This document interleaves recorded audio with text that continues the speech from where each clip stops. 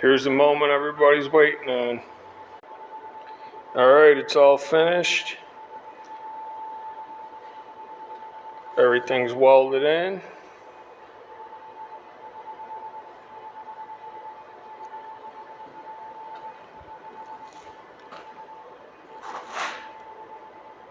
Think it came out pretty nice. Custom. Now it just needs some paint. Go down to the comment section. Let us know what kind of paint you think we should put on there.